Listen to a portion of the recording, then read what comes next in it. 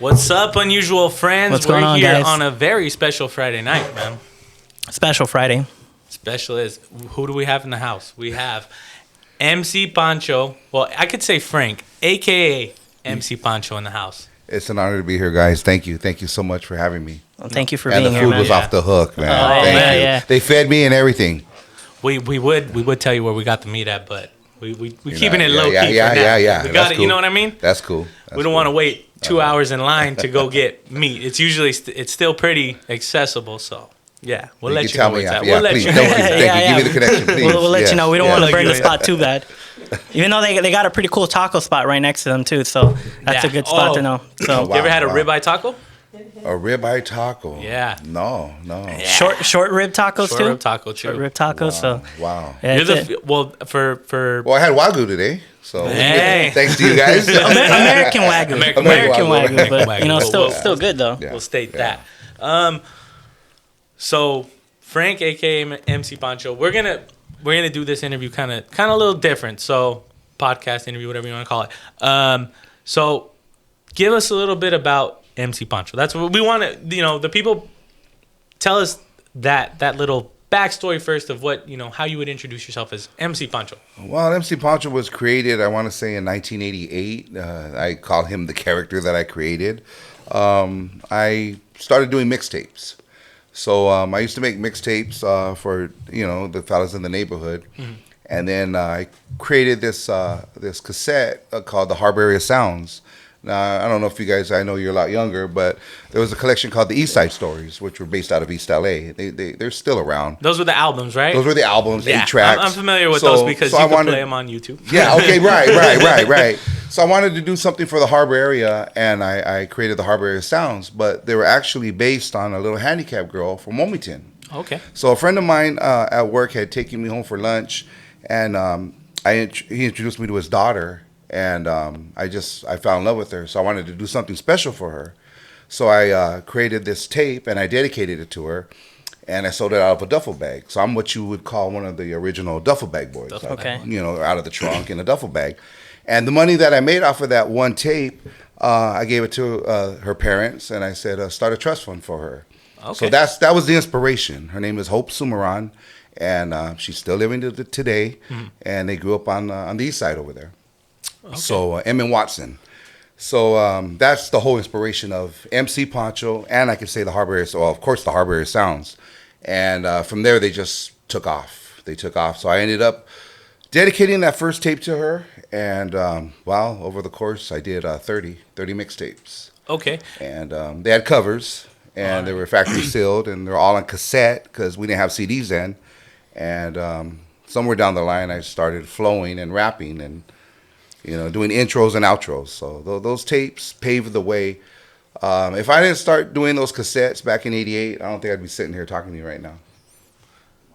I mean, hey, the food may have gotten you here nowadays. Yeah, you know what I mean? Yeah, well, the food thing that you see is just something that I enjoy doing at this age now, is eating. And, me and the wife, we just, we're not vloggers or anything like that, so we don't get paid to do that. We just like to share where we eat. We'll touch on that. We're going to circle back to that. So, Okay. touching more on the MC Pancho. So, you started with these mixtapes. These mixtapes became very popular, and another thing that if people check out the interviews on you from back in the day, which I feel like the Chicano, I don't know the proper terminology for it, but like I'll call it teen angel vibes. If people are even gonna know what that okay, are, I like that. I like that. You know what I mean? So like that whole stilo, if you FB County stuff like that, that's coming. They made a brand from the Charlie Browns, stuff like that. You know what I mean? So it's coming back, I would say. So I call it teen angel vibes because I'm not gonna front. I just learned about the magazines from doing my research on you. But touching back on the mixtapes and whatnot, would you say that was like a precursor to what we have? I'm trying to see how I could word it. I kind of got lost in the sauce a little bit, but like. Would you say that? Did I start like a foundation there where it just like carried on to today with that? Is that what you're trying to ask me? Kind of, sort of. Like, do you think was a big influence? Is that what you're trying to say? On that? I wouldn't say I'm an influence on that because I followed the dress code and how I dressed and stuff like that. There's some things I could take credit for and say, hey, I started wearing that before anybody else was, and certain things. But during that, I guess we could call it the Cholo era. I still identify as that when people ask me, because they go like, hey, are you a biker? What are you, a Cholo? Or like, yeah, I'm a Cholo. I'm a homie. You know? So that era, it was something I followed from generation to generation. The Charlie Browns. I don't know if you've seen the old pictures of me when I was, 13 years old, I think, wearing a Charlie Brown. Back then, they were made by Cascade. And I don't even think we called them Charlie Brown. Some people called them bumblebees. They had different names. So it was just a style that carried on. You know what I mean? That it didn't change. It was something I followed, bottom line. Okay. Bottom line. And the cassettes. That's what I lost my train of thought. But the cassettes. Now, would you say that were you the first guy who was professionally packaging them? There was another gentleman that was doing it out here, and that's Tony A. He had his mixtapes with the Rhodium. So he had the Rhodium, and I had a spot called the Triad Indoor, which was in the city of Carson, across from Scottsdale. Okay. So I was the first to represent the harbor area. That I could say that. Yes. And that's how and put it out there. Yeah. To touch on that, so I knew where I was going with this. So, would you say that I got a little nervous. Hey, biggest person we've interviewed yet. Would you say because you went that route, that's how you obtained a lot of your art pieces? Oh yeah. Well, because I think you didn't touch on that. Your for common words now, viral. Your tapes kind of went viral in the prison system, right? Yeah. See, it was a lot different then. So packages were still allowed in the prison system, and it's a funny story. I don't know if you did your research on how that actually came about, but one day I came home. I think I only had 5 volumes at the time, and my mom asked me how much would I sell them for, because one of her friends had asked her. My mom was a very hip lady, so a friend of hers asked. Do you know who this MC Pancho is? And my mom told her friend, like, why, is he in trouble? Or, why are you asking? And she goes, well, my son's incarcerated, and he asked for these cassettes that this guy makes. So maybe you know who he is, or maybe Frankie knows who he is, which is me, And my mom laughed, and she goes, oh, really? So you really want to know who MC Pancho is? She was like, yeah, that's why I'm asking you. And she was like, well, that's Frankie. So this lady was like, what? And then she's like, yeah, Frankie's MC Pancho. She goes, why? How did you hear again? She goes, well, my son is incarcerated. Somebody had gotten these cassettes. And I didn't know they were going to the Triad Indoor, and they were buying them. And then they were taking them somewhere else and getting them factory sealed. And then really? Once they got them factory sealed, they were able to send them to the packages. Yeah. So I was like, wow, really? They're doing that? So my mom asked me, she goes, how much would you sell me a set for my friend? And then I said, for her son who's incarcerated? I didn't even know they could get him. She goes, yeah, they're getting them. And I said, well, I'll tell you what, since he's busted, I ain't going to charge. Here's I only have 5, volume 1 through 5. And then I go, so send him to him. And, so he was very, very appreciative. He had wrote me a letter, and he thanked me and everything. And, he said, what do you like in here? We have a lot of crafts. We have, art and leather work. What do you want? And I go, wow, whatever you want to send me. So he started hooking me up, and then started getting another letter from another individual in there, and it was like, hey man, can you hook me up? And I could draw, and oh God, it just it took off. It grew from there. Yeah, and then this guy would transfer to another prison and take the tapes with him, and they So I've always had a big connection with the fellas that are incarcerated, and I thank you, those of you that are listening and had my tapes from back then, because they were my biggest supporters. They really were, and there wouldn't be no MC Pancho without them as well. So, you started the mixtapes. I heard in an interview that you hung up the jerseys. Okay, that's another story, yeah. Hung up the jerseys. If people don't know, maybe you could send us a picture of what I'm talking about. Well, there was these jerseys that I was wearing back in 1988, 89. And they were, I think they call them taco twilled, I think, if I'm correct. So they're stitched on, and I had Harbor Area in the front, which my mom would get me one every year, and MC Pancho in the back. And I think at the time I was 27 when she got me the last jersey, and I hung those up then. And I said, this was what year? How old was I? what was I, 1997? I was 27 or how, 37? Do the math here, Juliet. Help me out here. I'm trying to think. I'm trying to think too. So, anyways, I hung it up at 27 years old, and I said, I'm a has-been. I haven't completed what I wanted to complete, and don't give me those jerseys anymore, Mom. I'm done. You know. So little did I know, in 2008 that I'd be making a comeback, which I ended up doing. And I was touring Japan, and I brought those jerseys with me because I said that I would wear them one last time and give them to somebody, which I did. I left in Japan. Okay. You know, but those jerseys played a big role because, you know, well, they were given to me by my mother every year. I'd get one for Christmas or my birthday, different colors. And I'm one of the first to wear those jerseys with my area and represent. You know, I was 1988, do the math. I seen a lot of other people wearing them years later from different areas, and I'm not going to put no names out and stuff like that. They tried to claim that they started that, but due to the age difference, you know, I'm 51 years old right now, and I was wearing those in 1988. Yeah. You know, and I got pictures to prove it. There you go. Okay. So, MC Pancho hung it up, made a comeback in 2008.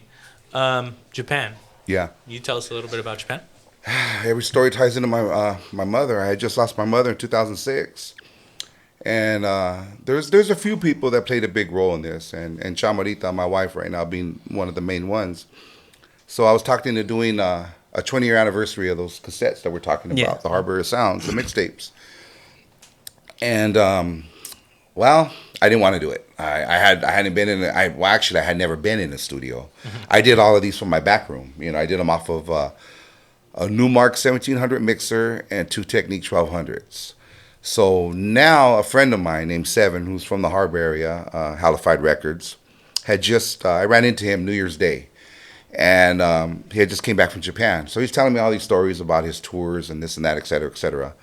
On the way home, Chamarita was telling me, hey, you never thought of doing a comeback just to do it? Like a mixtape, a CD now. Now we're into CDs. And I told her, I said, I wouldn't even know where to go about or how to you know, get in the studio. Yeah, where to start? Where do you start with this? She goes, why don't you talk to Seven? Why don't you talk to him? And I'm like, he's doing big things. He's touring Japan, and he's busy right now. So, you know, I don't want to bug him. So she pushed me. And the whole reason why she pushed me was to go through the mourning system of losing my mother and keep me busy, which, you know, I really didn't want to do or get in the studio. But I ended up calling him just to satisfy her, and she even said, I'll fund your CD. You know, I'll pay for it. I'll pay for it. Get in there and let's do this. So I called him up, and I was honestly hoping he'd say he was too busy. But he was like, oh, shit, you're making a comeback? I'll get you in the studio tomorrow. I'm like, oh, shit. Fuck. Yeah, exactly. That's exactly what I said. Oh, fuck. So here I am in there, and, you know, I'm doing songs from 1988. And, I mean, it's like a written script. There was a gentleman that was sending for Chicano rappers, including Seven, that was in Japan, of course, and he was sending for them and having them come out and tour. And this gentleman had wrote a book on his ventures. You know, it's all documented. He had been incarcerated, and he had his book. So we're in the studio. I'm ready to do this drop that I did from 1988. Now I'm in the studio, and I had my compadre with me. Shout out to Sniper. So Sniper's sitting there, and he's looking at this book, and he keeps interrupting the recording session. And he's like, hey, compa, you got to look at this book. You got to look at this book. While I got the headphones on, and I'm in there ready to do my drop. And after 3 interruptions, I had finally told him, what is so important that I need to see this book? And then he goes, there's somebody in here you need to see. And, well, to my surprise, there was a picture of me and my wife, Chamarita, in that book. And this book was published and written, of course, from this gentleman in Japan. So, who I have no idea anything about, but the whole story, the way it came together was this man was incarcerated, and he was given a Teen Angel magazine while he was in isolation. And he would look at the pictures of everybody in there and pretend that they were his family members and he knew them to keep his sanity and give him hope. And there was a picture of me and my wife in there that he actually pretend that he knew us, and he took that picture out when he, you know, was released, and he wrote his book, and he put that picture and he published it in his book. Really? And going back to another gentleman that played a big role in my comeback was Teen Angel. So you had Seven from Halifax that got me in the studio. You had my wife Chamarita that pushed me, and Teen Angel Magazine, who I've always had a real good relationship. And at that time, the son was running it, and he was like, "Hey, Pancho, you're doing a comeback. Get the CD out, and we'll do something that no one's ever done in history. We'll release a Teen Angel issue of your personal, more like a book, your story of your family, all the artwork that you've collected throughout the years, from guys in prison, and we'll release it. No one's ever done that." So those were the three and we did that.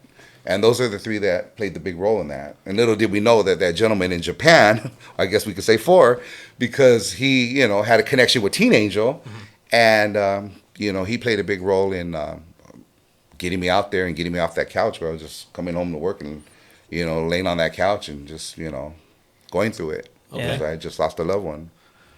For the people who are new into the scene, I guess you would say, could you touch a little bit on Teen Angel? Teen Angel's been around, established since 1979. He was an artist in the original Lowrider. He had a section in there. And then he started his own issue, a magazine called Teen Angel. And I guess you could say, well, I always say that was our social media. That was our way of communication back then. You would send a picture in there with a money order, I think of like $5, and he'd publish and put it in there. Oh, really? Yeah. Or if you were incarcerated and you would send stamps to him, he would put your picture in there and, for looking pen pals, so different people would write a guy in there like, hey, that guy looks all right. Chicks would write and they'd make a connection. It was like OG Tinder. Yeah, pretty much. From back then, yeah, in those days, yeah. And the dedications, you had the dedications, not to mention a lot of artwork. Okay. So it was, Teen Angel was very, very historical to our... Very influential to our cultura, the culture. Yeah. Okay. Very. And it still is to this day. And I'm fortunate to have a lot of his original artwork, the man himself, Teen Angel, who was an artist as well. Really? Yeah. Okay. Yeah. I know I've seen some of the pictures that you do have framed, because you have a lot of art all over your guys' home. There's so much, just crazy. Every little nook and cranny has some type of piece on there. Which, I love art. Yeah. You got anything, Jose? Yeah. I'll let you going back to Japan, like, what do you think about the big Chicano culture movement out there that we see a lot on online? I mean, I love it that it's taking, a lot of it gets its pros and cons. Of course. People are like, they're taking from us, they're buying from us, and they say that because they refer to Japanese as chinos, and they're not from China. Yeah. So I had cleared that a few times, and they even thanked me for that. They're like, we're not chinos, we're Japonese, we're Japanese. And it's taken off everywhere. Thailand, Vietnam, Japan, Korea. I mean, it's not even just the Asians that are doing it. I mean, you see it everywhere, France, Brazil. I have a collaboration with a clothing line, a T-shirt that we did in Brazil, and I love it. You know what I mean? But that's just me. A lot of people aren't for it. But I like the fact that it's carried on to a whole other country, and minus the negativity and minus the drama that came with it. Because I've always said in that culture there was never a 401k or retirement fund. Yeah. You know what I mean? So if you could dress the way I still dress. You know what I mean? And minus do away with all the drama that came with it back in the 80s and 90s in my era. More power to you. Yeah, of course. They're keeping it alive. I mean, I feel like just to touch on that, I feel like people do that's a big thing right now in the car community. I feel like people do try to say and I get it. It's just if we have veterans in the family. It's just something like that. You have somebody talking smack about, the Navy or whatever, and, your pops is the Navy or whatever, and, you don't know how many people, who they may have lost or what type of situation. And it goes back to, like you said, it wasn't just a style of dressing. It was a style of how you conducted yourself, and it had repercussions to that. And I feel like the people who were really live that life do see it kind of now as or feel some kind of way. You can see it. We all took a risk. I did. Yeah. You know what I mean? I took a risk dressing like this back in the days because I stood out. Okay, he's with it. He's from somewhere. Just hit him up, and it's Or sometimes they wouldn't even ask questions. They shoot first. So exactly. I've been shot at and chased, etc. So I could speak on that and say I was one of those, that did wear that and what came with it, But I'm one of the few that when I see it today, and some people say, yeah, these kids or even other countries are playing dress up, and they always ask me, well, how do you feel about that? And when I tell them how I feel, like I'm telling you guys right now and everybody, I guess they don't expect to hear that I support it, and I'm like, I don't have no problem with that. They're keeping it alive, they're wearing something now minus what we had to go through, the repercussions, like you said, that came with it, Shit, you could get Ben Davis and Dickies at Tilly's now. Yeah, so it's like... I mean, you know what I mean? Yeah. It's I get it's it. fashion. It's yeah, fashion. Exactly. It's and you know what fashion. I mean? It's not like they're... I mean... I could say the same thing. It's like if you want to dress like a greaser, then dress like a greaser. You know what I mean? I feel like that's your style or whatever. That's Those what you dudes feel went through comfortable it in.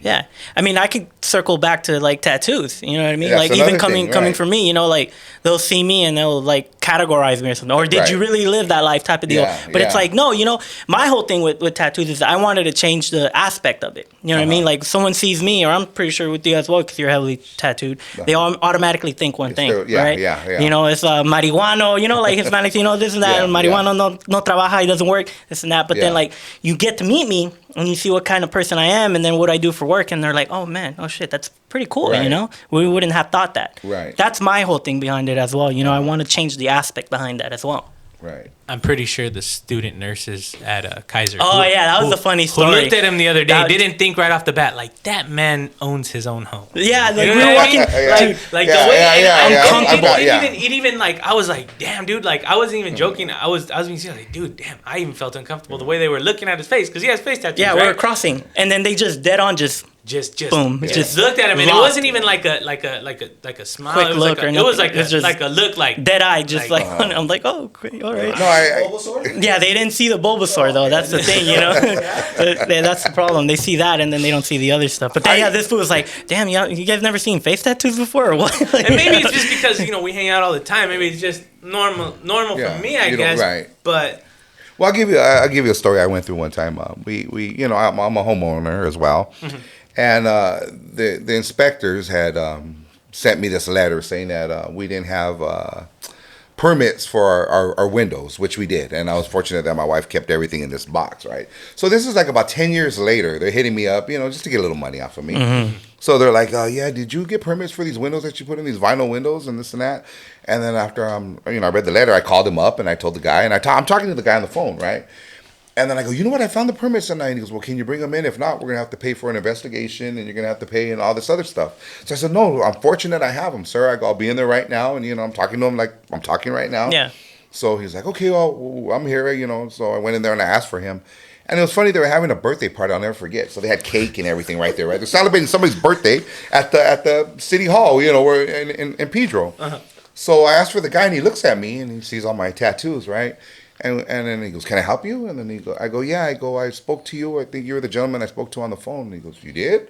And then I go, yeah, but I'm the homeowner, 567. I'm giving my address out there. Everybody knows where I live. I'm not hard to find. 567 West 3rd Street.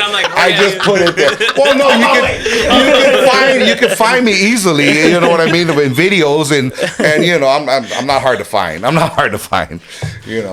So I go, yes, I'm the homeowner, and then he goes, oh, you're the guy I talked to, and he looked at me shocked, like the face didn't go with the demeanor, I guess you gave him or whatever. Yeah. So I told him, I want to show you my permits, And he goes, oh, no, I believe you. And he changed his whole thing. And he would not look at him. And I'm like, I go, no, here, I want to show you. I go, you don't know what I had to go through. And luckily, we had him in the safety box. And he's like, no, what's the problem? I'll never forget. He told me, he goes, the problem with this world today is nobody believes anybody. And I believe you, and I'm not going to look. And he goes, but would you like a piece of cake? And I looked at him weird, like, did that just happen? And he offered me a piece of cake. And I'm like, well, no, I don't want no cake. I just came down here to show you my permits. Like, we're good or what? And he's like, we're good. And he never bothered me again. And I did everything according to permits. There you go. At my home on 3rd Street. So. Yeah. The only thing I could relate to that was kind of like when I got my curfew ticket. I got like letters from my teachers, like all this, right? I'm ready. I'm ready for my court date, right? Go down to Long Beach, ended up closing, and I go down there and I'm like, well, what do we go to Compton? They're like, oh yeah, all the stuff got thrown out. So I'm like, but what about my letters? all the stuff got thrown out. Like, you guys are good to go. Just leave. I'm like, yeah, but what about my letters? You know what I had to go through to get these teachers to write about me? You know, like, you know what I had to say? I had to come in early to get these letters. Like, accept my letters. I'm over here like trying to fight a battle, and it's already, hey, bro, you want it already. You're not gonna pay any money. Like, just leave. I'm like, all disappointed. Freaking so Japan, that happened, and after that, what MC Pancho came back from being retired from the dead, pretty much. Is that what you said? You said did you say MC Pancho? Did you tell your mom that MC Pancho died, or that's it? I'm done. I was a has-been. I never completed what my mom was my investor. So when she seen that these cassettes were taking off, and I had a distributor, which was the Try It Indoor in the city of Carson, I had something there. Yeah, she's seen, and those cassettes did pave the way. So I remember we went to Circuit City, which I know before you guys' time. Okay. And she bought two high-speed tape-to-tape dubbing, cassette decks. Yeah. So I could get product out, And she's like, "Come on, you got something here," and because I would take these tapes different places and try to get them sold in a swap meet, but they were offering me nothing. And then there was this gentleman. It was Jerry's Music Box. And I used to buy vinyl off of him. And he used to be in Harbor City, right there on Western and right before PCH. I think there's a Garden City right there. And there's where they sell like work clothes, by the tattoo shop. By my old tattoo across parlor. from the tattoo shop, right? You're talking about the weed shop and the tattoo shop right across? Yeah, so over there in that area. Right there. Okay. So he had a spot right there briefly. And I used to buy vinyl off of him. Then he ended up setting up at the Try It in the city of Carson. And when he seen my cassettes, I was like, hey, I think I only had 30 at the time. And he's like, I'll take them all. And then I remember he was like, hey, man, I got to get you. That's when beepers were in, pagers. And he's like, hey, man, I got to get you a pager. That way I'll just beep you whenever I need product. It was like I was a dope man, Yeah, so, my mom seen how easy it was because she went with me to do the drop-off, And then she was like, oh, no, you need an investor. So we went and bought those, and then I was putting them out. And like I said, I did over 30 of those mixtapes. Cranking them out. Before CDs. When CDs came in, that's when I hung it up. And that's when I said I was done because I had no way of transforming a cassette to a CD. I didn't even know what the hell a CD was. And not to mention, I'm making these in my back room. I wasn't taking them and having them done like 1,000 at a time or anything like that. I was doing it yourself. So really, I was you figure what I spent on the printing, the packaging, of course, and the cassettes itself, electricity. I wasn't making anything off of it, but it did pave the way, and it has me here today. Yeah, and got you going. Yeah. That's part of the history. That is the history. Did you say 8 trips to Japan? Yes. 8 trips to Japan. That's I don't know. They keep sending for me, and I'm like, I gave you everything. I don't know what else to give you guys. I gave you everything that But I'm very fortunate to be welcomed back, and they go, just come out. All right. And my favorite part about that, when you were speaking on the Japan, he's like, yeah, I like to go out there and I like to perform because if I mess up, they don't know what I'm saying. So I just keep rolling. You know what I mean? Yeah. Exactly. As long as it's on beat, we're good. Yeah. Cool. I guess this one. Yeah. So, MC Pancho, that happened after the Japan kind of situation died out. Now you were a promoter, right? No, I'm not a promoter. Everybody thinks I'm a promoter. Okay. Well, from there I got into acting. So I took acting classes. Yeah, I took acting classes, and I was one of the Mayans on Sons of Anarchy. I did Dexter, CSI, NCIS, Southland, and 2 movies that went to big screen, Bro and Chavez Cage of Glory.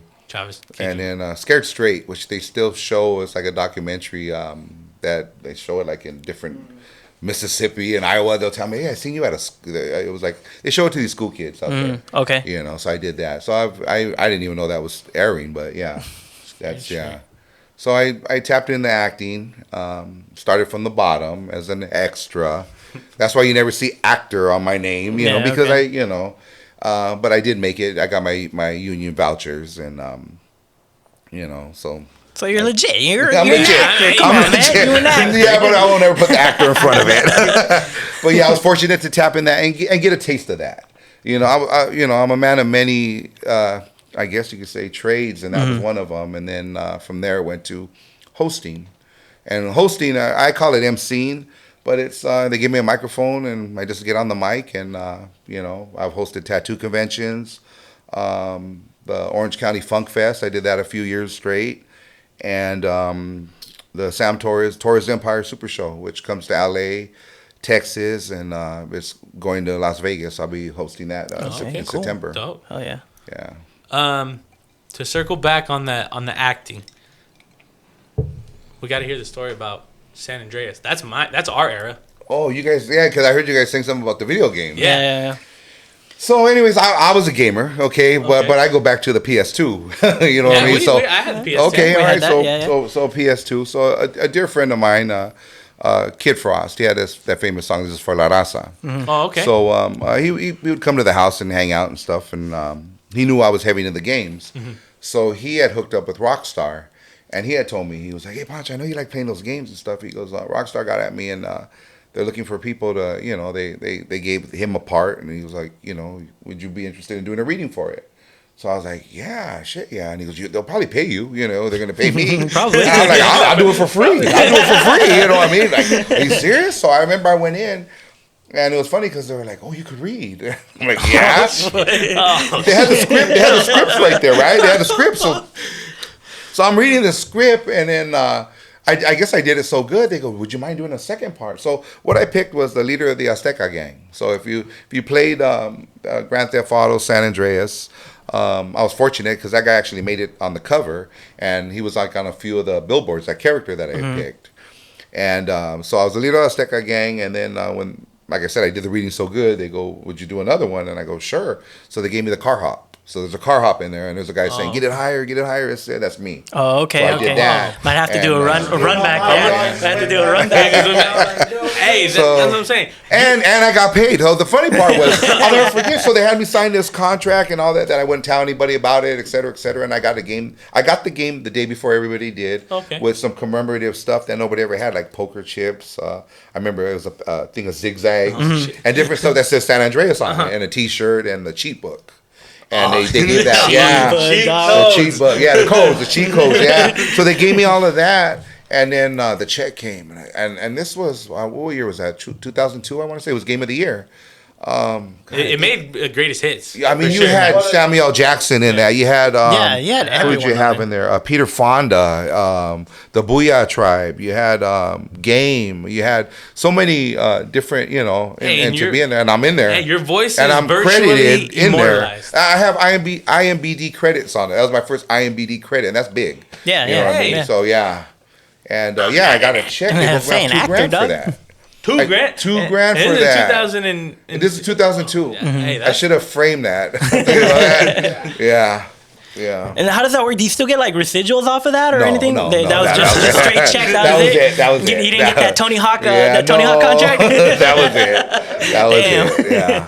That would have been clean. But that's history right there. No, hell yeah. And being such an iconic game that's still going on now. You know what I mean? Yeah. It's pretty big. Did that one make it back on the? Is that the one that came out? Yeah, on they Nintendo did DS? a new I guess revamped. Yeah, remastered it. Yeah, and it came out. Like I said, not. Did they keep the same people, the same characters? They should. It's the same I haven't played it recently, but it should be. Hey man, you never know. Okay, all right. Round 2, and you. You can download it on PS5. It's coming. It's in the mail. Oh man, that's cool. But see, we sit down when we're talking. We're youngsters in your eyes. You know what I mean? But there's things that we relate to. Yeah. Like we. No, if I call you guys youngsters, that's a compliment because I wish I could still be called a youngster. Yeah, you know what I mean? And it's funny because me and my wife, we always have a younger crowd that hangs with us. And I even ask them like, "What are you're hanging with two old fogies?" Like but they could and it makes us feel good and it keeps us young.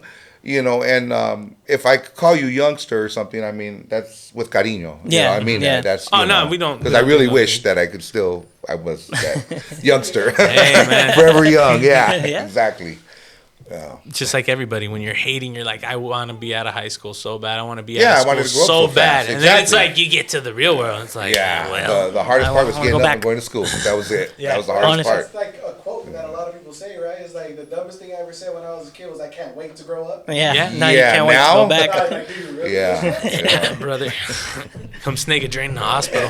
Change your mind real quick. Fuck that. Taxes, dog. Yeah, Come on, man. The big world, yeah. This is how much it says I'm making. Why am I getting this? Yeah, that's where you get. Yeah, that's where you learn your first lesson, right? Oh, but I made this much. Hey, Why am I single only getting zeros. this? Why am I? Yeah, exactly. Hey man, single zeros, Yeah. motherfucker, bro. I know. Bro, why? I know. Yeah, I know. Yeah. It's crazy. Yeah. Got anything else? Yeah, I want to chime in on your wife. How did you guys meet? Well, we met at this spot called. Oh, 'Cause I guess you can say like she's a very big part of your life. You know Very, what I mean? very. How Well, you spoke about how she helped you get back Yeah. into it. Yeah. Well, I mean, my wife's an islander, and I always say I met her on the island, and they asked me what island, the Big Island, Hawaii, or what island. I'm like, no, Terminal Island. we met on Terminal Island, and I mean, the rest is history. We met at a spot called the Harbor Light. And you and I were talking. Shout out to the Harbor Light, man. If you don't know, If you don't know, yeah. And I mean, she's been down with me. You know, we were boyfriend and girlfriend for so many years, and she's been my push, my inspiration. Like, she would push me to do these shows, you know. And and I have friends, and I'm not gonna put no names out, but that were doing the same thing I was doing, or similar, or rapping, or touring, etc. And they would always tell me that their wives or girlfriends didn't support them, and that would always cause, you know, a big Tension or conflict, whatever, yeah. it caused a conflict or even separation. Yeah. And here, you know, this woman's pushing me to do it. You know, even I can't tell you how many times I retired, and she would book me the shows, and she still does. And she was like, come on, yeah, because it's her ticket to get out of the house and drink and party. Because most of the stuff I do now, you know, is pretty much the hosting in the clubs, you know, and it's her way of coming out and enjoying herself as well. You know, and that's what we pretty much do. You know. Okay. That's good. And then, how long have you guys been together? Since 1993. 93. Yeah. So my thing going on with that is, what advice you give to the youngsters like us, like keeping your relationship, you know, steady, you know, because nowadays people are quick to just, you know, cut loose and that's it. You know what I mean? Oh, you don't like my football team, that's it. It's not gonna work out. You know, type of deal. You know? Right. I wouldn't even. I'm not much to give advice. Because I still make mistakes, and I'm still gonna fall, I guess and stuff like that. And honestly, what do you do? I wouldn't even know the answer to that. Like how I think she would be the one to ask that, because I mean she puts out and she's over shaking because she does not do interviews.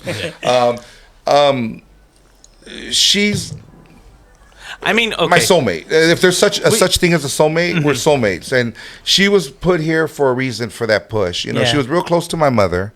My mother pretty much handpicked her and said, you know, this is the one.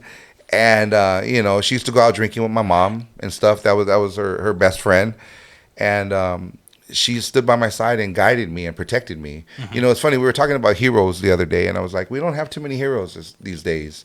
And then she goes, well, I'm your hero. And then I'm like, oh, you're my hero? And she's like, yeah, well, I saved you. You know, I've helped you. And she has. And she really has. You know, so yeah, you know, you are my hero, girl. I'm saying it right now. There we go. You know. Hell yeah. We just, okay, advice in the sense of like, because I grew up in a household where both of my, I mean, hey, my mom's listening. It was high level, high volume. There was arguments and whatnot. Yeah. But I feel like it was never to the point where like, it was never like giving up on each other. It was never an option.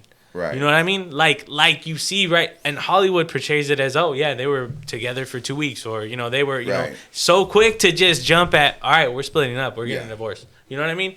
That was very rare.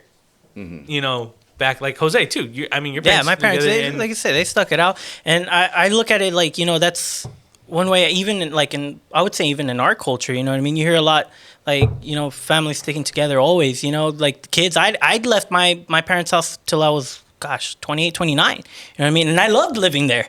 You know what I mean? We argue all the time, but still I was like, it's something about being home with my mom and my dad, you know, we'll bullshit, we'll get mad at each other, but 10 minutes later, my mom's like, oh, what do you want to eat? You know, type of deal. You know, I like that. Right. I guess being that we both had the same interest, you know what I mean? We both, I can't think of doing anything without her. It's a trip. You know what I mean? It's like everything we do, we do it together. We're that team. It's, I get out early from work and I'm calling her like, hey, can you get out early? What do you would think? I'm going to run wild to go to the bar or something and hang out. I guess you would say it's someone that you don't mind hanging out with all the time, exactly, right? Exactly. Like you can't wait till you. I told her recently. I go, I've been getting out early, and I go home, and it's like a lonely house, and I'm waiting for her to get off, and then I'm like, it sucks. Like I'd rather be at work all day, and I can't even believe I'm saying that, but rather than to get out early, I because she gets home at 5, and and for a minute there she was, she has her days saved up where she could get out early. But she maxed out. She used them all, and to hang out with me. Yeah. You know what I mean? And we see each other every day. But it's the same. I guess the same interest. Everything we do it as that couple, and as a unit. I wouldn't know how to tell anybody because so once in a lifetime thing, and if you have something close to it, hang on to it. And all I can say is, I made mistakes along the way, and the grass is not greener on the other side. You know what I mean? And I'm fortunate to have this woman still here by my side with me and supporting me and still pushing me because, you get a little taste of that Hollywood life and all the other stuff and it kind of goes to your head or you get a little attention. You know what I mean? And it could mess up anybody's relationship, So you would just say find somebody that you vibe with. Exactly. Completely. That would be, I guess that would be the way to sum it up. That somebody that has the same likes, the same interest, everything that yeah. And It's find what you love and let it kill you. Find what you love and let it kill you. There you go. Yeah, I guess that's one way to say it. find what you love and let it kill you. Yeah. She speaks. She speaks. My boy Jesse about to text this girl real quick. Wow. You want a microphone? Mic her up. This will be the first one that we ever hear Chamarita's voice in right here. There you go. Hey. That's a win. Yeah, that's a win right there. Wow. So you would say somebody that you like to hang out with and whatnot. And like you said, me being in a serious relationship too, going to that next step and whatnot. How? Blushing. Yeah, I'm blushing. I'm trying to think of a way to put it. So, when did you know? When did you know that? All right, you know what? It's because you were rocking with Chamarita from '93, right? Yeah. And I heard the story. On one of the interviews of how your mom got you. Yeah. She got you good. Yeah. She got you good. Yeah. I don't know if you want to touch on that. Well, my mom, like I said, they would go out, right? Yeah. They would go hit up all the bars and stuff like that. So they'd go out drinking and stuff. So then one time my mom had told me, she goes, "Are you serious about this girl?" And during that time, we'd go out and stuff, and or she'd come home with my mom and she'd end up spending the night. So I told my mom, I go, "No, not really. I'm still talking to other chicks, and it's not serious." And then she's like, "Okay, I just wanted to know." And I'm like, "All right." And so then the next day she asked me again the same question. You're not serious, right? You're not serious. And I'm like, "No, why?" She, but it was already in my head from the night before. So she goes, "No, because she's at the bar and she's been guys have been asking for her number and stuff like that, and I haven't made there because we get free drinks all night from the guys for her, and then after, so I'm like, okay, but you're not serious, right? I'm like, no, I'm not, but that stuck in my head. So I remember I called her up from work that day, and then I cussed her out, and I told her, "Hey, you fucking bitch, who the hell who you giving your number to?" And then she goes, "What are you talking about?" And then I go, "You're giving your number. I wonder how you giving your number to." And this was in a famous bar in San Pedro called the Rose Room.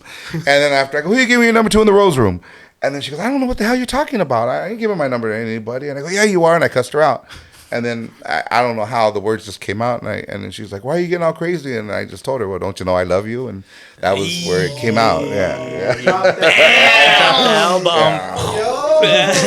So now I come home and I told my mom that I let her have it and this and that and a bunch of stuff. And it turned out my mom made that story up. She wasn't giving her number out to anybody. She Mr. Miyagi. Yeah. She had me waxing off.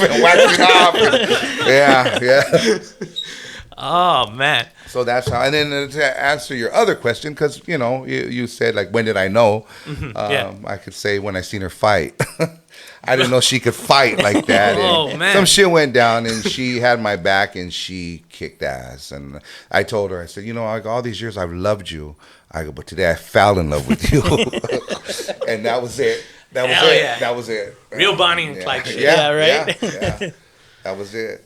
And you want to touch on that? Because you gave us a little story on how you... So, I know Chamarita doesn't answer questions, but... Okay, she didn't know she was getting married the day... I thought that was pretty interesting because, like you said, a lot of people out there, hey, maybe they're looking to plan how they're going to pop the question or how they're... Did you even propose before you married? Or you just you did this little No, I deal? did this on my own. What I did was I had this big party for her, a huge party. And, I went full blown. It was, I had, because Chamarita's from the island. She's Chamorro, which is from the island of Guam. Mm-hmm. So I made it a cultural birthday party for her, with dancers of that Chamorro dancers. And then I had, of course, from my side, the Aztecs, so I had an Aztec ceremony. I had mariachis. I had performers. A dear friend of mine, Rocky Padilla, opened it up, and he performed for her, sang to her. It was performance after performance. I went old school. I had two DJs. So what I did old school by that is I had two DJ setups, one at one end, one at the other. I go, you bring your own speakers, you bring your own system. You're not going to share it with the other DJ. And one of you is going to do funk and the other one's going to do West Coast. And that's how we used to do it, like back in the 80s, 90s when they'd battle. Mm-hmm. You had two DJs that would go at it with their own speaker and setup, back to boom, boom, So I went old school, and that's how I did it. And I had videography, et cetera, et cetera. So a dear friend of mine, he's a MMA fighter and an actor as well. His name's Maverick. If you look him up, he was on, I think it was Storage Wars or one of those shows. All tattooed guy, face. And anyways, long story short, I seen one of his posts on Facebook, and I hadn't talked to him in a while, and he's wearing a priest collar. So I'm thinking it's a movie that he was doing. So I messaged him on Facebook, and the faith was in this man's hands, like seriously, when I tell the story. So I said, if Maverick, I hit him up on my lunch break, and I said, if he hits me back on my lunch break, within the next 15 minutes, then it's meant to be. So I said, Maverick, I haven't talked to you in a while. And I go, can you please call me? Here's my number. He called me. And then, I was like, okay, you call me like in 5 minutes. I said, hey, are you doing a movie as a priest, or are you a priest now?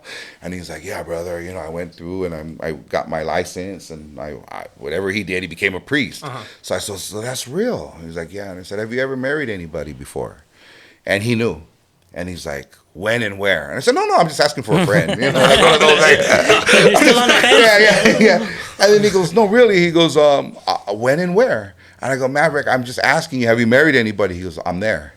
Like, he knew. Okay. And then after, I was like, okay, well, here's the date. He goes, all right, I'll be there. So I have this birthday party for her, and she walks in. And, the funniest part, or not funny, it was a beautiful day in July. And we met at my house first, the photographers. Mind you, it's her birthday. And I'm having this huge birthday party for her at the Portugal restaurant.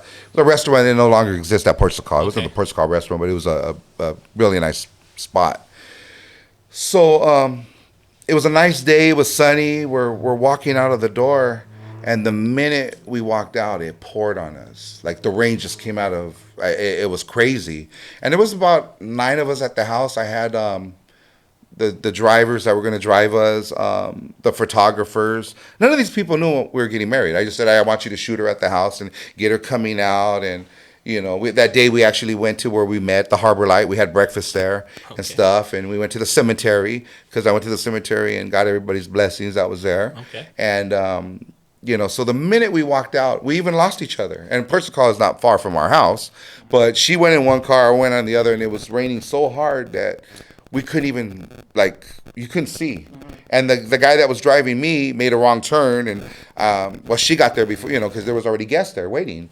So, it poured. It poured like crazy. And so I get in there, and I'm driving. I was in a zoot suit, and we had these tailor-made zoot suits, and she had a little mini skirt zoot suit.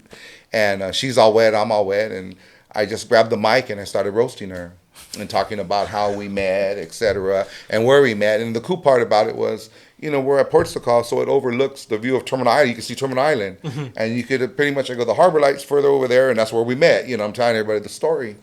And then I just said right there, and I guess she didn't pay no mind that Maverick was sitting there with his priest collar thing, And I go, and I pulled this off, man. I mean, I really pulled this shit off. Like, I got it, yeah. So I go, this girl's been down my, I fell in love with her when I seen her fight. And then after I go, and I'm telling everybody the story, and then I go, but I guess she knew about everything. She knew about this party. I go, but what she didn't know is she's getting married today. And it was just like a play, like the curtain opened and they brought the podium up and the Bible was set right there, and he's like, we're gathered here. And I remember she cried like a baby. Like, she just started crying and loud. So I'm like trying to hold mine. Like, oh, God, don't cry now. Me crying and shit. And she was like in shock, like complete shock. And that's how we did it. That's how I did it. I did it my way. Hey, man. Pretty unique, honestly. So he didn't propose. You just got married. No, I was like, yeah. You skipped that. You're like, she better say yes. You know what I mean? It was like real G shit. Well, yeah, right? I made her an offer she couldn't refuse. You know what I mean? Shit. That's one for the. That's how I did it. That's exactly how I did it. And there was a lot of gentlemen that, going back to my artwork and stuff like that, and different people that I corresponded with throughout the years that were incarcerated, that were never coming home. Mm-hmm. And I had, when I was writing them, I would always tell them, whenever I do get married, you're going to be in my wedding. You're going to be in my wedding. Mm-hmm. And they were. So being that they were incarcerated, they put their photos up and at a table, and their wives were there representing them. Oh, sure. You know what I mean? So they were in my wedding. So a lot of people see that picture and they think that those gentlemen are deceased, mm-hmm. Which one was, but the other ones, no, they were just, doing time, and they still are. But yet those were my padrinos and padrinas from the wedding. And that's how I did it. I did all that. Respect, man. That's yeah, dude. Yeah. Cool story. It really is. Dude. So James, what's your plan? Yeah, what are you gonna do? How are you gonna top that? Still in the works, man. You can't. You can't. Let me just call the UFC fighter right now. It was in his hands. It was in Maverick's hands. Yeah, really. Everybody, man, you put your faith in Maverick. They know who he is. He was a rough brute that he trained out of San Pedro, and he was always fighting up and down 6th Street. So yeah, in the street, in the actual street, not the name of the gym. Yeah. The good old days, the good old UFC days. Man, that's a good one. No, I don't know how I would compete with that, bro. Come on, man. He had a DJ battle. Yeah, it turned into a battle, and it wasn't supposed to be a battle. That was the whole thing. So it turned into a battle. And it was cool. It was a memorable night. It was, there's video of it. You can find it on YouTube, and there's also some that no strippers. This is where it gets real good, right? This is where I forgot about that, but she remembered that. Okay, so trip on this, right? So at that, I had done acting before, and I was a Mayan on Sons of Anarchy, mm-hmm. and I had some of my Mayan friends. Emilio Rivera was there, and a few others, that Aldo, that were all part of the acting, So. Anyways, I guess my acting skills was really good on point that day, because what I did was we had gone to an event prior to that months ago, and they had these strippers there, right? So they came around, and we tipped them good and stuff. So they'd given me their card. Mm-hmm. So I called them up, and I had told them, I said, hey, I need you to do this event for me. It's my wife's birthday, and I need you to come. And this is how I wanted. I seen how I wanted it. So I go, look, you're gonna come in. You're gonna come all gangstered out. I go, you're going to wear my shirt, my hat. I'm going to meet with you ahead of time and give you, one of my shirts and hats. So you come in here with the bandana on your face. And this is before COVID, of course, so they got the bandana on their face. And everybody already knew those guys didn't belong here. So they're walking in. The only one I told was the gentleman that was running that spot. It was like a club on weekends. So I let him in on it. So I said, this is what you're going to do. I go, you're going to come, you're going to grab a mic, and say, I need Pancho, quick. There's some guys here, and they refuse to leave. They want to see Chamarita, right? So everybody's seen them walking, and they got bandanas on, and they're looking all hardcore. So we acted it out, you know what I mean? But nobody else knew what we were doing. So I get on the mic, and I guess people were already drunk, and they didn't, why is he doing it on the microphone? You know? So I go, yeah, what's the problem? And he goes, these guys are here, and they don't want to leave. And then after I go, who the hell are you guys? I go, coming in here wearing my colors, and you got my hat on, you got my shirt on, and you ain't even on the guest list. So I go, I'm going to let you leave. I go, but the only way you're going to leave is if you take off my shit. take off my shirt and my hat, right? So by that time, I didn't realize I had everybody from the birthday party, behind me ready to beat these guys up. That's what I was right? gonna say. Oh, fuck! I'm Someone had to be fucking ready to go. Yeah, so it could have, if they wouldn't have started, and the DJ knew it, because I go, the minute I say that, they're going to take off the shirts, and these guys were ripped, they're cut. I go, then you play this song, and they're going to start dancing. So, but at that point, I was like, oh, shit, they were going to get rushed. They were going to get, it came close. It came close. I was going to say, I was like, so we had to do it, real quick. And then boom, the song came on. They took off their thing and they started. But it was funny because she knew who they were. Because I was like, "Hey, Chamberlain, did you know who these clowns are?" And she was like, "Oh yeah, I remember them." And you can hear it in the video. You can hear her saying that. How could I forget? You can hear her saying it. You can hear it in the video. You can hear her saying, "Oh yeah, they're from the club, remember?" And then after, so boom, she knew already what was going on and. Oh, everybody must have everybody went crazy after that. All the chicks did. Yeah, all the chicks did. Yeah. Yes, I pulled that one off. It's still Russian anyway. Oh, it came close. It came close. Yeah, it came. I was gonna say, you didn't notify anybody. I didn't. The only one that knew was the DJ and the gentleman because I go, I'm gonna let you interact and be part of this. So you just grab a mic and say, hey, there's some guys who are causing trouble and they don't want to leave and they're not on the guest list, and that's all he did, and he played it out pretty good, huh? He did. Oh, he did. Shit. Yeah. But it was too late for me to go up to different people and say, hey, this is what I'm going to do. Hey, bro. Nah, we ready. Oh, man. What do you got? You got anything else to say? I'm trying to go back and forth. Yeah, trying to go back and forth. What about, what do you do for a living, now? How can we touch on that? Well, my day job, my everyday, my trade, I'm a longshoreman. I've been doing that since 1988. So that's my everything. Mm-hmm. You know what I mean? That's what pays for that new Escalade that I brought Chamonix. Everything else, you know what I mean? That's where it's at. I've been fortunate to all the things I've shared with you, from acting to hosting to traveling, but that Longshore Union job right there is that's my everything right there. And if it wasn't for that job, I'd either be dead or in prison right now. So it saved me, And you put it into perspective, and I kind of took it towards what we're doing here. You said, do the thing that you love. At some point, if it's not going and you not taking off right away, you want to make that your hobby, and you got to get a day job. You have to get something that you're gonna make money off of. I would say to be able to have a comfortable life and whatnot. But you want to make sure that you secure a good, stable income to be able to invest in yourself. Exactly. And I felt like that's what we did. Before we even had the idea of starting a podcast or anything. But I mean, because we have a couple sponsors, but not nothing crazy. We're running this, No, but you guys are on the right track. I see it going. It's I mean, and I appreciate that. We appreciate that. But you said you do want to. That's your bread and butter right there. Yes. And I don't know if you want to touch on how you became a longshoreman. I mean, because it wasn't like, oh yay, I'm a longshoreman. Or it wasn't. No, it wasn't. There was two people that lost their lives for me to have this job, and my brother passed away of a heroin overdose when I was 8 years old. 9 months later, my dad passed away of ALS, which is Lou Gehrig's disease. Mm-hmm. So what the Longshore has is they call it COD, child of deceased. So it doesn't guarantee you that job, but if you meet the requirements, mm-hmm. which was my mom never remarried, and I'm sole supporter of the family, up until I turned 18, I would be eligible. Yeah. Now, mind you, I was 8 years old at the time, so 10 years go by. My mom never remarried, sacrificed her whole life. At one point, she could have took that book and got the job. She could have gotten it, you mm-hmm. know. And she would throw it at me all the time and say, there was one time I could. And my mom would have fit in because she was like a sailor. You know what I mean? Her mouth was just, yeah. So she would have honestly fit in perfect down there. That's how I got in. So when people ask me, how did you get in?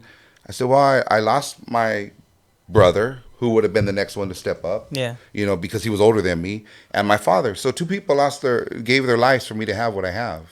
And that's how I came in. And I'm sole supporter, which was I supported my mother. Mm-hmm. She never remarried. And I'm gonna touch on this because after, doing my research on you and figuring, learning what I learned, your mom, to be able to not take that book, because she could have took that book. Yeah. That meant that you guys struggled for those 10 years. Oh, hell yeah, we did. So I want to touch on this because like this got me pretty like, because I can relate a story to it, and I'll get to that, but it kind of got me in the sense of like, because there's haters out there. I'm gonna address the haters, because you know what, I back Frank to the max, because listening to your story, a lot of people didn't see the fact that of what you were saying, because I was understanding is like, damn, she didn't take the book because she could have took the book. So that means that for that 10-year period, because you said that he passed away when you were 8 or 9. Eight going on 9. Yeah. 8 going on 9. So that's 10 years of living however you guys were able to live.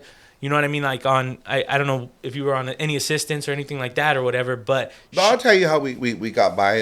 Social Security. We were never on welfare, food stamps, or anything like that. Mm-hmm. So we were on Social Security, and then I didn't know much, I'll be honest with you, about politics or Reaganomics or anything during that time. Yeah. Mm-hmm. All I did know was... I couldn't understand why a lot of people liked Reagan, and I hated him with a passion because they stopped my checks when I turned 18. Mm-hmm. So we got checks on a regular monthly basis, right? Social Security. Mm-hmm. And then when I turned 16, when Reagan came in, he stopped all that.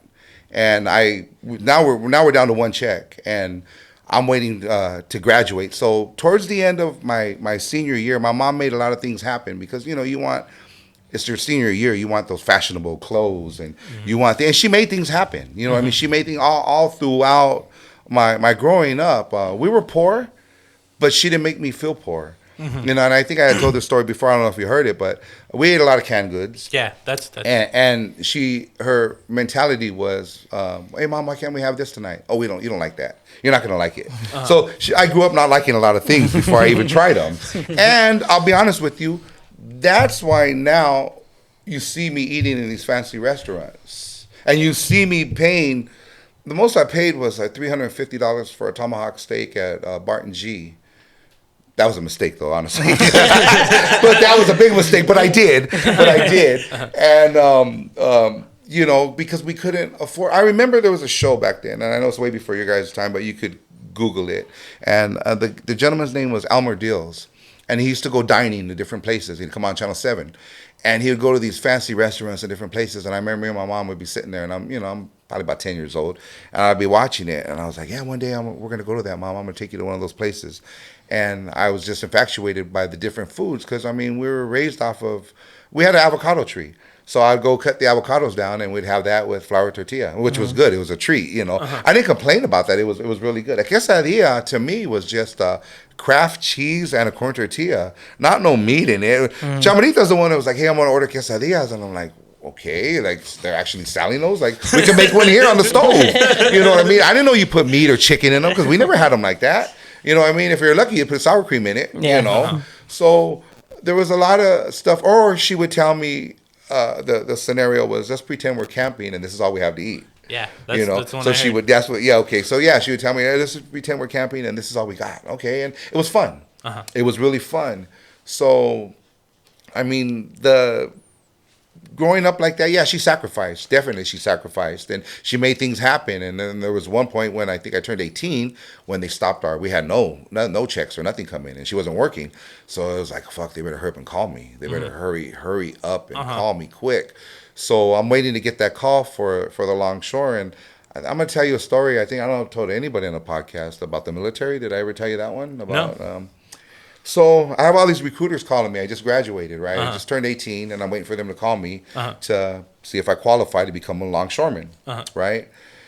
And so now I decided to call a recruiter because I'm thinking, okay, my mom has no medical. We have no money. We have no income. What the hell am I going to do? I don't know shit. Yeah. So we didn't have a car. I didn't know how to drive. Right? That was another thing. That's another story. We didn't have a car, so we used to always take the RTD. We'd get around on the RTD back then. So I call this recruiter up, right? The Marine guy comes first, and it was too complicated. He wanted me to fill all this stuff out, and they come to your house and all that. So it didn't work with the Marine guy. No disrespect to the Marines, they didn't work with him. So now the Army guy comes, right? And I go and see the Army dude. So now I'm talking to the Army guy, and we fill everything out, and actually I signed. Oh, really? Yeah. So I signed, and he tells me, he goes, so this is for the reserves.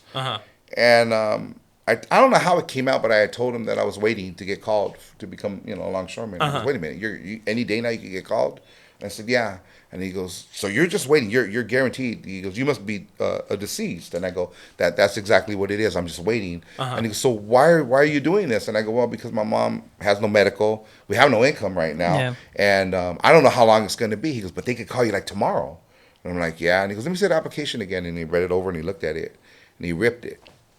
No And he ripped way. it and he looked at me. He goes, you're going to thank me, but when you're able to get anybody in, you come see me and get me in, damn it. Oh, shit. And I wish I could have found that gentleman, because I'll never forget. That's a cool dude, man. He told me, he goes, you're going to thank me for this. And he ripped up my application. Damn. Yeah. And how many days I don't know how legit that was, because we did it out of my house. Yeah. You know what I mean? When he came to the house, but yeah. And then they must have called me. Oh, God, I want to say maybe about the following month or 2 months. Okay. I got the call. And I remember I went in there, and they still have you fill out like an application. Have you ever done this? You go with PMA and Pacific Maritime Association, and you fill it all out. And I remember I took one of my homeboys with me, and he was with me with the application. Everything was like, no, no, no, no. I had no experience. I had never worked before. No, no, no, no, no, no. Everything was no. And then I gave it back to him. He was like, okay, congratulations. Here's your safety vest, your heart out. You can start tomorrow. Really? That's how it was back then? I qualified because I was so supportive of the family. So no, like, that's the true purpose of that. Is so supportive of the family. Through the years, it's been abused. You know what I mean? Some person would get a nephew in or an uncle through the deceased. Or the parents would remarry, or you had a mom and dad that were longshoremen. You know what I mean? So, that in a way that's supposed to be forfeited, but as what my mom sacrificed and did, you don't hear that. So what I wanted to ask, because back then, and not saying that it was a long time ago, but was it not in the contract that your mother would get your dad's wage or anything? That wasn't a thing yet. No, she didn't. So she did not. She did not get any medical or anything. I remember until it was brought up at a union meeting, and that goes to show you how many meetings I go to. So the next day at work, everybody knows this story, and they're telling me that they were talking about me at a union meeting. There was a gentleman by the name of Mark Mendoza, who was our previous president, and he brought it up and knew my story, and so everybody's telling me, "Wow, Pancho, I didn't know your story." And I'm like, "My story? What the hell are you talking about?" Because I don't go to the meetings. So she was like, yeah, your mom now qualifies, everything that you fought for. Because there was one time I remember I brought it to the health benefits agent, who was a dear friend of my dad's. And I told him, I said, how come I can't get my mom covered? But yet I had to show proof to come in, to support. I'm supporting her, but she can't get no medical. I still couldn't get her no medical. So you had to pay out of pocket for that. Yeah. So he's like, well, there's other important issues during contract, which always come up, but not that. So I said, okay, well, how about if I married or adopted my mother, which I could. And then he was like, you're going to make the union look bad. Do you really want to do that? Oh. So I'm like, yeah. I go, for my mother, yeah. And he talked to me. I told my mom, I go, I'll adopt you, or do you want me to marry you? And she's like, you ain't doing either one. So I got to take orders from you. You're going to be my father? Hell no. Yeah, you're not my dad. So it did. I was willing to do it. I was willing to do it. No, respect. It would have got coverage, and it would have been out there, and then they would have wondered, like, God, it's such a strong union, and yet you can't get your mother benefits? Yeah. But yet that's how you came in as sole supporter? Exactly. Yeah. But see, a lot of people didn't know that, and hey, we're not saying nobody has to explain themselves to anybody. No, thank you for asking that. And I just want to put that out there, because a lot of the haters see this. You know what I mean? They see you're just doing what any of us in this room could say we've done. You get a badass plate of food, you're gonna take a picture of it and put it on your Instagram. Granted, you do have a following of And honestly, I don't. the bad food that we get, and there's been a few where the service sucks. You just won't see a post. Yeah. You know what I mean? Because I could really hurt somebody by doing that. I could really hurt your business by doing that. You know what I mean? Or if we've had some horrible service, and I go, nah, I just ain't going to post it up. I ain't going to, No, yeah, definitely. But just saying that, like, when For example, I know what you're saying. Yeah. No, like, when you post your food and it looks bitchin', like, if anybody in this room, it just looks badass, and you take a picture of it, you post it, like, people see that, like, oh, he's trying to flex. Like, he's trying to do he's flossing. He's flossing. You know what I mean? But they don't realize. I mean, like the hatred, I guess, is was jealousy, right? Okay, Yeah, that's another word for at jealousy. the end of the day. And then I always say, if they knew my upbringing and how my father and brother, you wouldn't be jealous of me. You would not be jealous of me. Yeah. When my brother passed away, we got the call, and it was Mother's Day. So Mother's Day was never the same for my mother. Like, she did not want to say, and my brother had stopped breathing. Now my mom, I'm 8 years old. We go to the place where my brother passed away. He was laying there already, waiting for the coroner to come pick him up. And I always said to myself, I go, why did my mom bring me there? She could have left me with anybody, but she had me there to make me stronger. Yeah. So we're there, I'll never forget, the coroner took hours, and we were right there by his side, through the whole thing. And I remember I didn't cry. It made me strong. It made me strong enough to tell you guys the story, which I don't think I've ever told this story. So 9 months later, I'm messing up in school, you know what I mean? Because my dad's paralyzed, ALS. ALS is no joke. I don't know if you guys are aware of that. Yeah. So he's ready to go, but my mom would not put him in a hospital. She's taking care of him at the house. And the technology they have today for ALS is, oh my God. I think they put something like on your brain and it reads, because once you're paralyzed, my dad couldn't even talk. And now it reads your brain and it talks on a computer and the whole thing. We didn't have that then. Yeah. So then what they would do was, I remember the nurse would come and she'd give us straws, like a regular straw that you drink out of, connect them together, put them in my dad's mouth and try to tell him to point with the straws at a chalkboard that had only a few pages from like a coloring book. Yeah. And one was like, do you want to go to the restroom? They were colored things. Yeah. And that's the technology from 1978 as to now. How we did it, or to get them on a commode, which is you guys are in the medical field. We had a winch, like a crane, and my mom would have to practice and get me on it. And it was one of those cranky ones. So she'd get me stuck in the air, and she'd like swing me over and try to land me on the commode, practicing, and I'd be stuck up there dingling in the air, and so we went through it. You know what I mean? And that's what I always say. I go, I never used a crutch as I didn't have a father, because I had a strong mother. And I've never really told the story, but I've always said, if they knew. And I guess what keeps me going from what I've been through as a child is the fact that I have a picture, and it's me, my dad, my mother, and my brother. And if you cut that picture in half, they both went within months from that picture. Within a year. Yeah. And if you cut that picture in half, you got me and my mom on this side, my dad and my brother on that side, and it just left us two. And I wasn't close to my mom; I was close to my dad. But it just drew us that closeness. Going through what you guys going through. That's all we had was one another. Yeah. And I've always said, if people knew the story, but yet I don't look at that child. I look at Frankie in that picture, and I always look at him, and I don't look at him like it's me. I've always said that poor kid was dealt a bad hand. He was dealt a bad hand. Yeah. And but he's not me. So I guess that's how I get by. Yeah. Pretty much. But I will say one thing. The other day, this is about a year ago. Me and Chamarita were in the living room, and there was a commercial that came on, and it was for ALS. And I didn't know I had that buried deep down.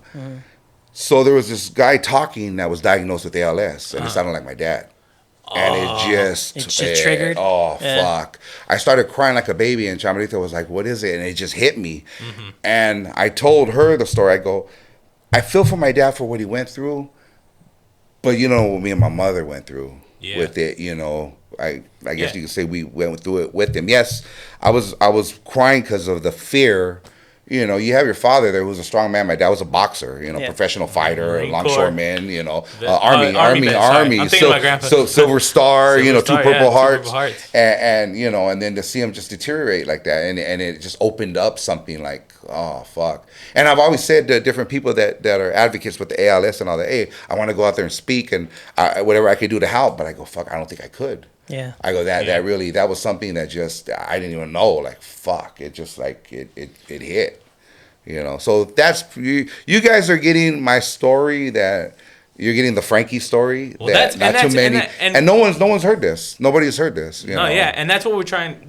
And I wanted to give you guys that because I look at you guys like the underdogs, and like I said, I don't know. I'm not related to these guys. I don't know them. They approach me the right way. Not that no one else has approached me the right way. Yeah. But you know, I It was an unusual setup. it was weird. Things happen that don't happen for a reason. Yeah, exactly. Yeah. You know, you fed me. This gentleman cooked and everything, and like they knew the way to my heart. Shout out Jesse. They fed us, and we had bucanas right here. They made me a Cadillac margarita and cigars. I mean, thank you. That shows a lot. Yeah. That shows a hell of a lot.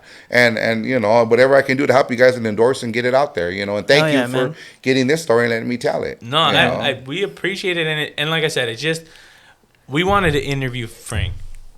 Every interview, we can say a lot of people know Pancho. Yeah. Right. Yeah. 75,000 people say that they follow Pancho. Yeah. You know what I mean? AKA Frank. Yeah. But you're Frank. You know what I mean? And that's how I approached you. You know, Mr. A, how you doing? You know what I mean? Yeah. Coming at you how I was taught and I was brought up to treat people with respect. You said I could call you, you know, Frank, and you know, appreciate that. Yeah. That's love right there. Yeah. But at the end of the day, you're senior to me, so I'm gonna treat you with the respect that I would want somebody to come at my dad or somebody to come at, you know what I mean? Right. In that same, right. In that And you same did. wheelhouse, Yes. you know what I mean? Yes. But we wanted to get Frank on here and talk to, you know, we drew people in with the MC Pancho clickbait, like, hey, and I told him to. I said, hey, do a little commercial, do a flyer, and he's like, well, and you told me something like, well, I didn't want to, you know, like use you. I go, well, go ahead. Everybody else does. Like to get in the club, oh, I know Pancho. You know, events. Oh, I know. Oh, I'm a Pancho. I'm like, and then I'm like, really? You let this person in? Like, I don't know this person. Like, really? Yeah. Oh, quite a few people use my name. Quite a few people. But we've heard that after doing the research, we've heard the MC Pancho story, but we wanted to hear the Frank story. And like I said, I don't know. And going back to, like, you know, why hang on somebody when you don't know? You know what I mean? Educate yourself on that situation or that individual. You know what I mean? Because you can sit here instead of them saying, "Oh, like why does he this and that," but then like you see him post and, you know, live his life and how he wants to live, then you'll be like, you know what? Damn, good for him. You know? Yeah. Thank you. Yeah. Because that connected with me with my uncle, retired longshoreman. Mm-hmm. He was a clerk. He was in the clerk union, and you know, I always thought, like, damn, why, you know, Uncle's older guy, right? You know. It was just like, man, why does he go to Disneyland? And why do they have the top pass? And why did they buy a Cadillac? You know what I mean? Like, why does he, you know, why? And my aunt broke it down to me, like, you know, back, you know, when your uncle was coming up, his dad was the only one who was working. So he had a couple brothers and sisters, and they had property and whatnot or whatever, but they were trying to make the moves early. So they never did any of that growing up. Mm-hmm. There was just work and real frugal, and never got to go to Disneyland. Never got to, you know, they didn't have the nice cars. So when he got in, it was like, all right, I'm gonna go to Disneyland every Sunday. Right. I'm gonna buy me that Cadillac. You know what I mean? Right. I'm gonna buy me that bike. Yeah. Because, you know, you grow up that certain way, and just like, you know, same thing. Like us, you know, too. We're young, we didn't have everything, but now that we work, it's like, why not? You know, enjoy why not do it, something? you know? Exactly. Yeah, why not enjoy it? Exactly. And I know what you're saying about your uncle, because like I said, we grew up without a car. You know what I mean? Up until I was IDing, I got my ID, you know, working on the docks, and I would take the bus to the dispatch hall. Sometimes I'd fall asleep, and I'd end up in LA. They'd be asking me for a transfer to get on the freeway. I'm like, oh, shit, I flopped. I can't go to work now. You know what I mean? So now what? Hey, Mom, I didn't work today, you know, because I fell asleep on the bus. It was hard. And then, you know, well, now I got 4 cars. How you like me now, damn it? Yeah, man. Hey, and that's what's up. Like, and they're all Cadillacs. That's what you... You know, and it was embarrassing. And not at no cost. You know what I mean? No, and it'd be embarrassing because we'd be at the bus stop, and I remember the school kids would be like, "I see you at the bus stop," you know? And we're, you know, me and my mom are at the bus stop waiting for the bus and shit, the RTD. Hey, man. But it was fun. I didn't, you know, I would give anything to go back to those days. Mm. You know what I mean? It was fun. She made it fun. Yeah, and you talking about the RTD, the rough, tough, and dangerous. Yeah, rough, tough, and dangerous. Talking about that, going to LA to go pick up your Teen Angel magazines. And on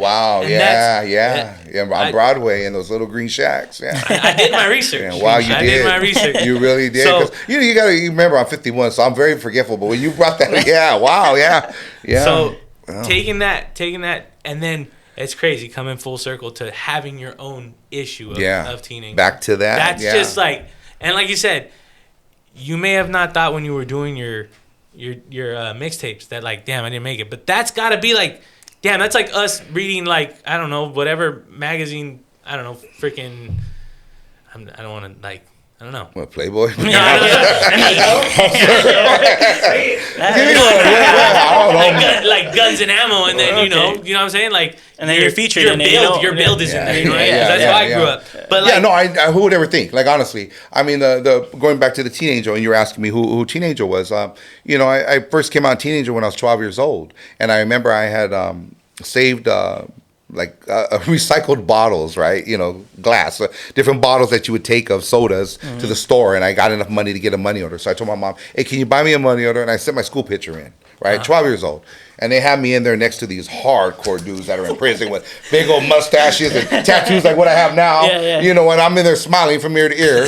You know, and that was my that was an accomplishment. Like, fuck, I'm a teenager. He put me in there. Yeah. So I remember I would write the man, you know, Teenager, the man himself, the legend, and he would take the time to write me back. And thank me, and you know, I thank him, and then he'll send me a Christmas card, and I send him a Christmas card. So now we're gonna jump some years, okay, to 1988. I'm MC Pancho, and I'm doing these mixtapes. Well, I didn't forget that this man, you know, had put me in, you know, his magazine when I was 12 years old. So I sent him a set, and I remember I sent them to him, and they had these cases. They were called Case Logic. And I remember I took it to the Compton Indoor, and I had it embroidered, and I had Teenagers on it, and I had the name of my crew, Playing Kind of Rough. And I sent them, I think that time I might have had like maybe 10 volumes. And his sons were listening to him. Shout out to Smiley and Payaso. So they were little kids at the time, and they had heard me flowing and rapping on these cassettes. So now we're going to jump to years later. The sons are the ones that take over the magazine. Smiley does, and Payaso, the other son, becomes a rapper, a Chicano rapper. And he gave it to me. We had the conversation one time. He goes, "You're probably one of the first ones I ever heard rap of a Chicano because of my dad's cassette that you sent him back in '88." So when I was given that issue and to release with the CD, and the son at that time was running the magazine, the old man, Teenager, the legend himself, was still living. And what I used for the cover was a picture that was sent from, it was Chamarita and her daughter. And the drawing for the cover was sent from prison art, Pelican Bay. And Teenager had seen it, the man, and he was like, "That's a nice piece. I not no disrespect towards the artist, but that's not how I would do it. If I was to draw it, I would do it my way." Every time he would see that, he would say the same thing, right? Because the son would tell me. And he goes, I go, "Well, why doesn't your dad do it?" He goes, "My dad hasn't drawn in I don't know how many years. He's done. He doesn't draw no more. He just doesn't have the drive or something. The drive, the ambition, the passion for it. Yeah. He doesn't. So I don't know. I guess he got it somewhere down the line because he ended up drawing it his way. Really? And I wish I had the original. If anybody knows, I'm fortunate to have a copy of that, copy, but I don't have the original. I've never seen the original. The son made me a copy, and it was dedicated from the man himself, you know, and to Teenager, and it was his way of drawing the cover. He redid the cover himself the way he would want it. And I told the son, "Where's the original?" And he was like, "That's in a hidden vault." And but I was fortunate to get a lot of the man's original pieces off his son. I purchased a lot, and I was given a lot as gifts because I did keep Teenager going for about 20 issues. You know, it didn't stop with that one that they gave me. Prior to that, I had been contributing a lot of artwork. And there was a time when Teenager wasn't getting the artwork like they used to. So I played a big role in that. And I know this is not too much about Chamarita, but when we went to Japan, and this gentleman that I was telling you about that lived through a Teenager, you know, pretending he knew the people in there and it kept his sanity, he wanted to do a Teenager Japan. And that was his goal. Like, how can we create a Teenager Japan? Can you negotiate it and get the contract? So I ended up talking to the son, and the son's like, "Pancho, that's another country. They don't need permission. They can do whatever they want." And I go, "Well, this man wants to do it the right way, and I'm holding on to some money that he gave me." I go, "So I'm gonna put it in your hand. Just sign here that you received this, and we could get the ball moving." And he's like, "Wow, you know, okay." And he came flying down and from Fontana like in 15 minutes to the harbor area. And we signed the contract, and from there on, okay, who's going to run Teenagers Japan? I bought Chamarita a camera, went to Best Buy, bought her the best camera they had, the Nikon at that time, and I told her, look, you're going to shoot in manual, you're going to become a photographer, you're going to go on this Japan tour with me, and you're going to run your own magazine. So she did. Yeah. She did 2 issues of that, and then the tsunami hit, and then it became an internet magazine. But she became my official tour photographer. Shout out, Chamarita. And has 2 issues under her belt. I didn't know that. Yeah. That's a good story. Wow. I think that's a good story to end it off on. I think that's. Oh, no, I want to still talk. You got me started now. Shit. All right. We're gonna do an MC Pancho part 2, man. I gave you everything already, pretty much. You guys got a lot of stuff that no one's ever, that I never spoke on. You know. We appreciate that, man. that. 100%, man. Legitimate, like. Real talk, man. We appreciate you coming down. And it felt good talking about it because there's some stuff that I hadn't, spoke on in a while or something. And it really did. Man. So this is my therapy too. There you go. Anything coming up on your end? Yeah, any events or something? I got quite a few things going on. I got the Viclaso show at the Museum of Latin Art. And I'll be exhibiting some of my teenage artwork there. So hopefully you guys can come if I'm hosting it, and I have some artwork on display there. And then the day before that, I'm doing a show at the Commerce Casino, a jiu-jitsu show with culture as well, low riding and food trucks. And I'm not a weed smoker, but a lot of cannabis. So it's a weird show. It's cannabis, it's jiu-jitsu, cultura, and food. So you can't go wrong, right? I guess, yeah. And I'm part of that one. So that's the day before that. And then I have a car show that same day for City Kings out in the Inland Empire. I think it's in Ontario. So I'll be in Ontario on the 11th from 10 a.m. to, 2. And then I got the show at the Commerce Casino that evening till 2 in the morning.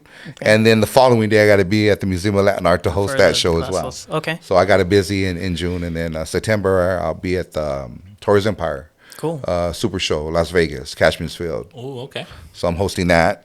And, God, am I leaving any shows out? I know I got quite a few back to back, I just want to give a shout out to 99 Bottles. That's one of the places that I host at in Anaheim.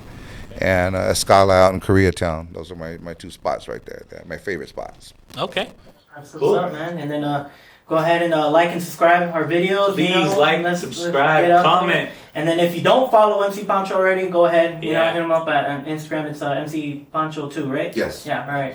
Hit him up. We'll put it on our bio as well. And then we'll catch you guys on the next one. See where the show. Thank you, guys. Thank you, Chamarita. Thank you, MC Pancho. I really appreciate you guys. Jesse for cooking. Shout out Jesse. Barbecuing. Yeah. Vanessa behind there you go. the 1s and 2s.